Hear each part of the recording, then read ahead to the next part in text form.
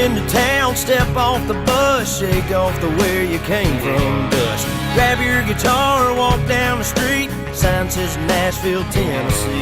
But I have found it's a crazy. They are considered the invisible people. It's kind of a real reckless way of living in this reckless life. Not having anywhere to safely lay your head at night. You have no place to stay. You don't really know where your next meal is going to come from. People who are displaced. You don't have a place where you can go and say, this is my home.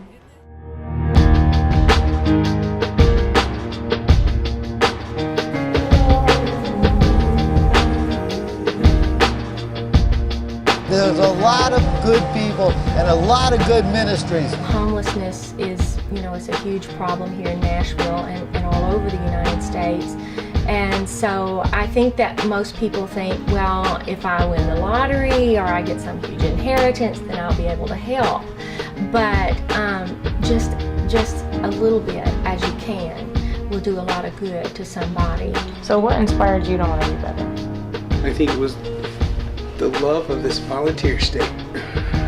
Because when I was living in Tennessee, I had just so many people down there talking to me.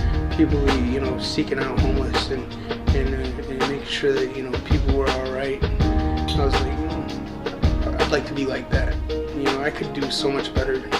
They more or less become my family. If you do good deeds for homeless people, they receive you in. Many of them have faced rejection from the corporate world, from businesses, from family members, and they feel more or less like outcasts. So they in turn feel that their brothers and sisters, quote unquote, out on the street are their families. And so then if you are kind to them and do acts of kindness or service to them, then they receive you into their family. I feel like we complain often, but there are people who have it a lot worse. We feel like if it's not us, then it's no big deal. This project is mainly focused on for us as college students to become less selfish and to be more appreciative. Born in Tennessee, the volunteer state. Born in Florida, the Sunshine State. Raised in Nashville, Tennessee. Raised in Murfreesboro, Tennessee. Got a mother and father, separated. Love them both. Mother, father, younger sister, and younger brother. 2 brothers, one 21, one 18. 22 years old. 23 years old. Softball and academic scholarship. Full presidential scholarship. Senior mass communications major. Graduating senior. Tennessee State University. Tennessee State University. I drive an 04 Honda Civic and I live in my own 4-bedroom apartment. I own a laptop computer and a flat screen television. My parents pay for my cell phone bill and they even do my laundry when it's dirty. I eat 3 meals a day and sometimes more. But I'm about to know what it feels like to have all this taken away from me when I walk out of my apartment with the clothes on my back and nothing but a marker in my pocket. I have my own car. I have my own apartment, 2 bedrooms. I have my own light bill, water bill, cable bill. I have a flat screen TV. I have a PS3. And I also have a laptop computer. I eat 2 to 3 meals a day. But I'm about to experience all of this taken away from me. My name is Nicole Vincent. My name is Brandon Bowden. And I'll become homeless for 24 hours. Anybody can have sympathy, but not everybody can have empathy. And you have to walk in a man's shoes to get that. And it'll be a lesson you will never forget.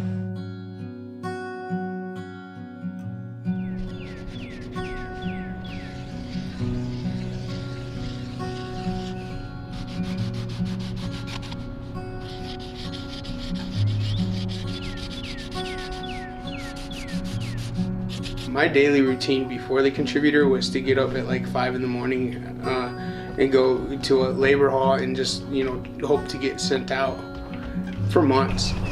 Sometimes people just didn't get sent out. So, you just had nothing else to do after that. So I'd roam around town and, go to feedings or whatever, or, just hang out around the church, or downtown area and the park. And just wait for the next opportunity to make any money. When you get turned down like 4 or 5 times, know that you're gonna get, maybe you might run into 10 people that tell you no.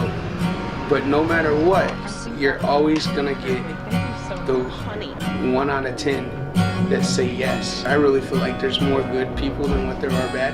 Even in the bad, even in the people that look down on you, you're gonna find the ones that care, you know, and they're gonna make you feel much better about yourself. My son says I'll work for food, and she told me she didn't have any work, she didn't have any money for me, but she does have some food in the back of her car.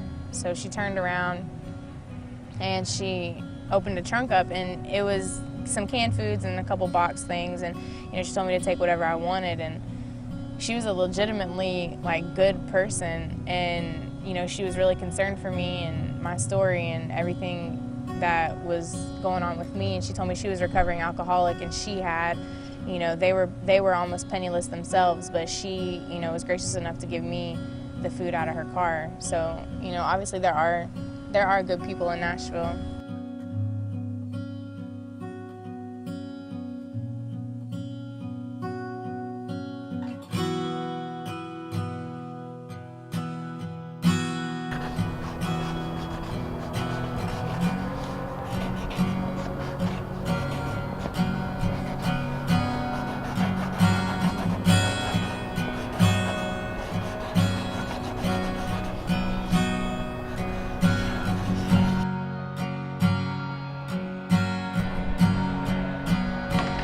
And the walking part is so hard.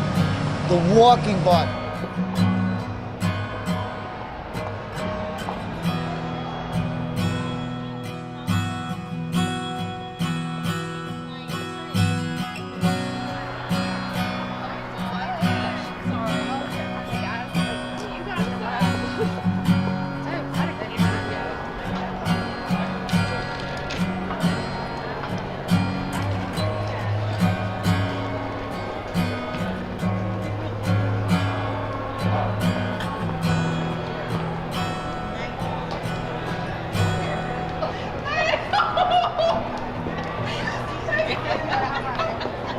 Hey, 24-hour homeless shoot. It's been about 5 hours. Gotta say, I'm making it. Only if y'all could see the faces that I see. It's like the world looks down on homeless people. Not everybody, but it's a lot of just walk past like they're not even there. Gotta find somewhere to sleep later on. I got me a little money to get some food. Gotta find me somewhere to sleep.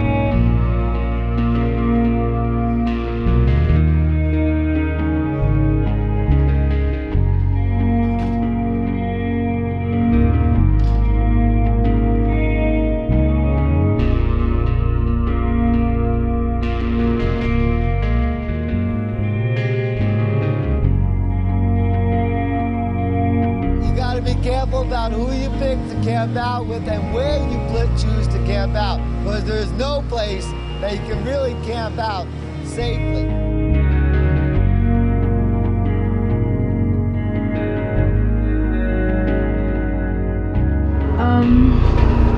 I'm over here in West Nashville in this little kids park somewhere, and in this little tunnel, and this is where I'm gonna sleep tonight.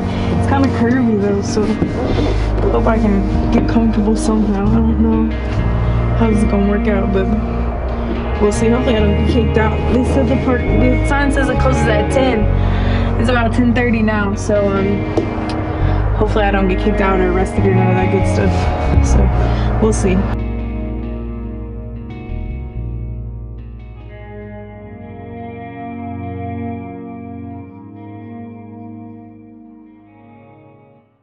This is the most miserable night of my life.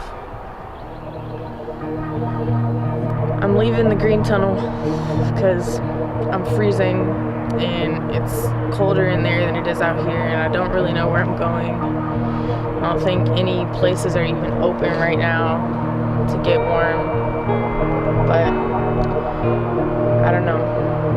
Gotta find somewhere else to sleep or something to do with my life until the sun comes up. So here we go.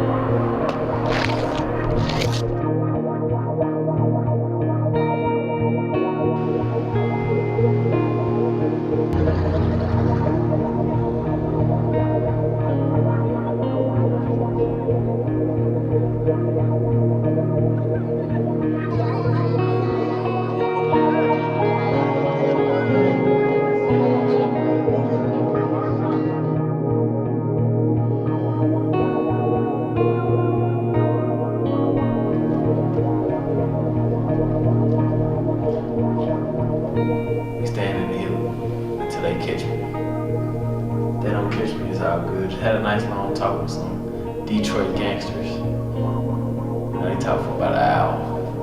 That's all good. But yeah, I'm finna lay this thing down. Sleep. Need it.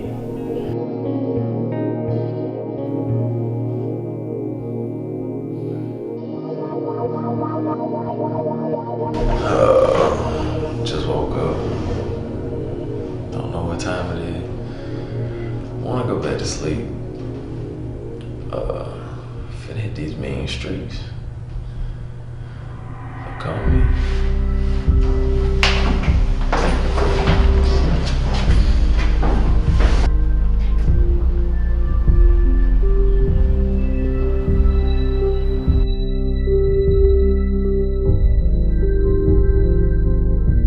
I had to leave the green too because I was so cold I couldn't even feel myself or hear myself think, so I walked back down here to the Waffle House, sat in here for a few hours. We're 12 hours in now, so I'm halfway done. Hopefully I can make it the next 12 hours. I'm miserable. I don't ever want to live like this. So, like I said, we're at the Waffle House now, we're 12 hours in. Stay tuned.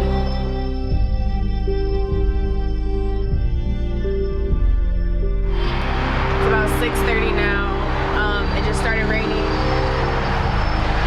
This is all the clothes I have on me, so if I get wet, I don't know what I'm gonna do. I'm still at Waffle House.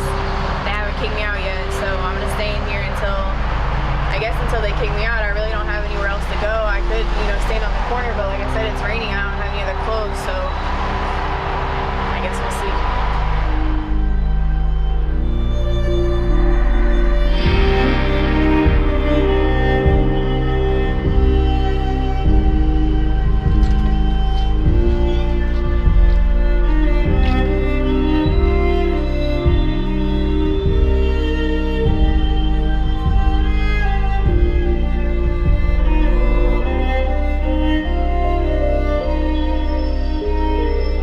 Just gonna take the moment that they got with you and love you unconditionally.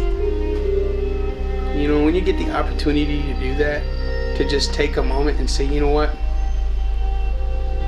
I don't know who you are, I don't know nothing about you, but I know that this is spirit-led, and that from one person to another, you're loved.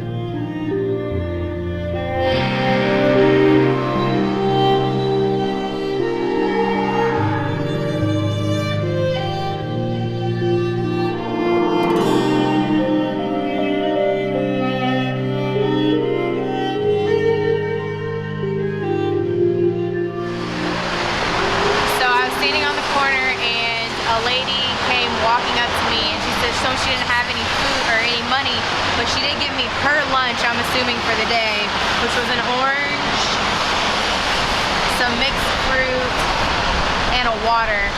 And right after that I left because it started raining pretty hard, so now I'm up under this bridge in between the interstate. I don't know how long I'm going to stay up here, but I can't get too wet, so we'll see how long this lasts.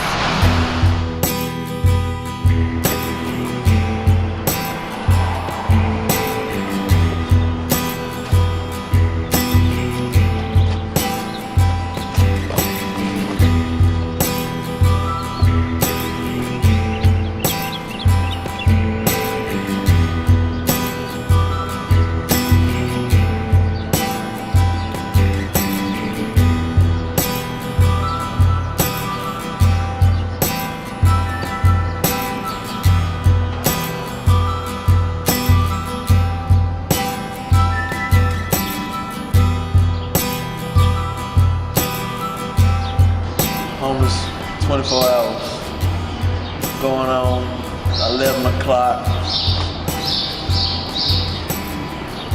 Got about 9 hours left. I think I can make it. Made a couple of little money. I just gave out most of it though. Well, basically all of it. I just got $2 back though, but we're gonna make that shake. Dollar Menu right up the street. Hard out here, man. White people look at you crazy. Black people do too though.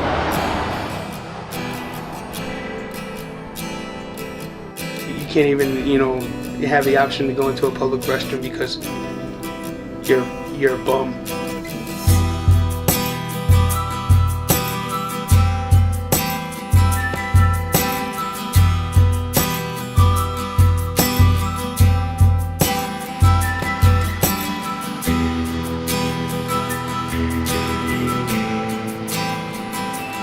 One thing about walking my shoes that affected me the most was actually seeing Nicole. With her being a female, being out there in the rain, she just looked miserable, and I don't know if I could have done that. I think I probably would have quit.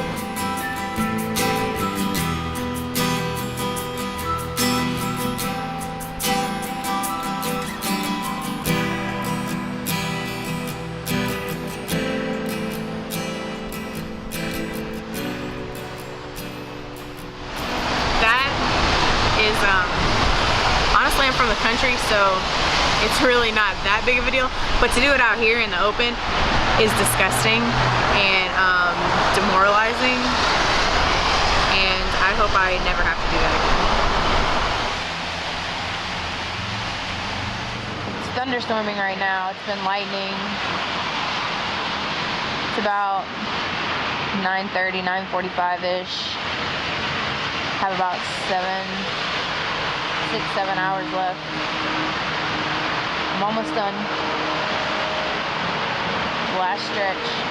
The first stretch was the easiest. The first 6 hours went by the fastest. The second 6 hours drug on and on and on and on. These 6, somewhere in the middle. I really hope this last 6 goes by fast. I'm ready to go home. That's all I've been thinking about the whole time. I only have so many hours, I only have so many hours left. But a real homeless person, they don't think that way because they don't know how many hours they have left. I couldn't imagine really being homeless.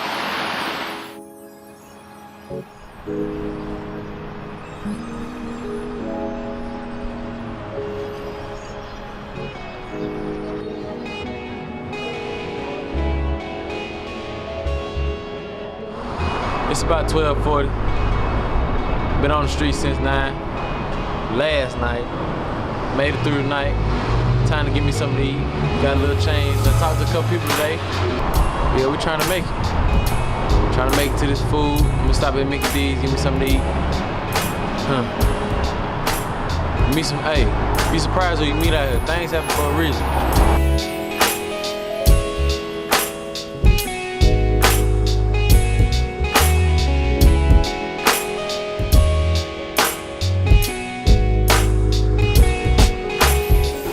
From a guy on the street, told me to get something to eat. So I made my way up to Broadway, come to McDonald's. Look what I get. Apple pies, McDoubles, fries, salads. Gotta stay healthy on these streets too now.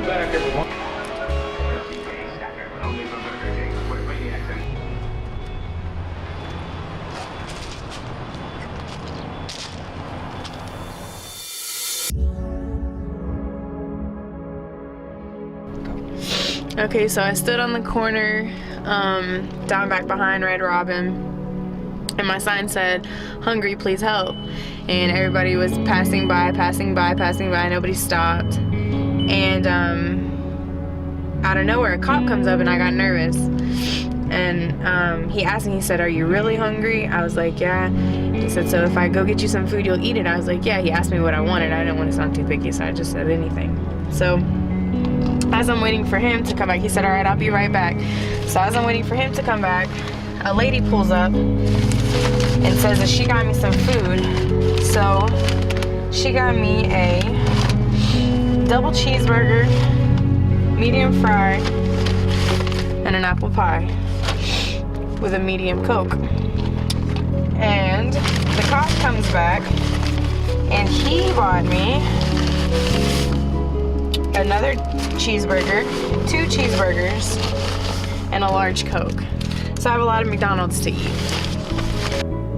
Even though you're going out to experience homelessness for 24 hours, you'll never experience homelessness. Homelessness is being forced into something without anything to bounce back on. I mean, like, if you got out there 3 hours and said, you know what, I am sick of this, I'm going home, all right, then you're not homeless. Me, when I first became homeless, I had nowhere else to go. I had to be like a wanderer, just around to wherever my feet carried me until I got tired, because I had nowhere to go. I'm 20 hours in, and I just can't go any longer. I'm soaking wet. My feet are soaking wet. I'm freezing. The wind's blowing really hard. It's been raining all day. I left the bridge thinking that I could come down here and get some shelter from the wind tunnel there. And I walked in and it's a wind tunnel. And it almost knocked me off my feet. So now there's nowhere for me to go. And I feel bad because if I was really homeless, I wouldn't have a choice. I couldn't just leave whenever I wanted to. But I've seriously been out here and I can't go any longer. So I'm at 20 hours. I was homeless for 20 hours and I feel homeless. I feel like I got the maximum experience out of it. But I'm gonna have to quit at 20. So that was my experience and it's been rough. Let's put it that way. Homelessness is never ever going to be experienced in even a week. If you decided to go be homeless for a week, you couldn't have a homelessness experience until you really were forced into something that you couldn't change at that time. You know, like, I mean, when you have everything completely stripped from you, you don't have an option to have it back, then that's homelessness. Doing the homeless project was a very interesting experience. It gave us a chance to look at it from a different standpoint. We always see homeless people, but we never are really that person on the other side. Doing a Walk in My Shoes documentary, it's really gave me a greater appreciation for life. Before now, I was a pretty appreciative person, more than average I would say, but doing this, it really makes you humble and it really gives you appreciation for the small things that you have that you kind of just overlook every day. I guess in a way, when I think of it, when I see a homeless person now, I just actually, if I don't have $1, I would try to find something, and I feel a lot worse driving past a homeless person not helping than I did before driving past a homeless person. I'm not gonna judge people when I see them and don't know what they've been through, don't know their struggle, don't know why they in the situation they're in. I see a homeless person out, and usually always if I have an extra $1 or $2, I'll give it to them, but I never really connected with them. I never really made eye contact with them. I just hand them the $1. But now if I see a homeless person and I have $1 to give, I ask them how their day is, or just smile. Just a simple smile could make a homeless person's day that much better. So I try to connect with a homeless person more now than I did before.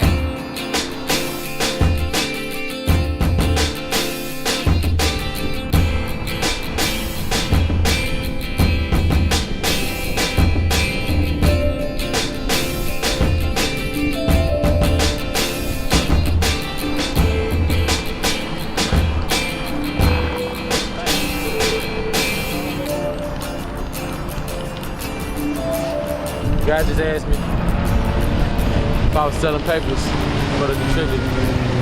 Gave me his number, told me to call him. Said he gonna give me a real job. Walking down the street for just miles, it seems, is something that you kind of overlook in your everyday walk, and having to walk so much and not having a vehicle to get from point A to point B was just, really a big thing for me in this project, being a photographer and following Brandon and Nicole around.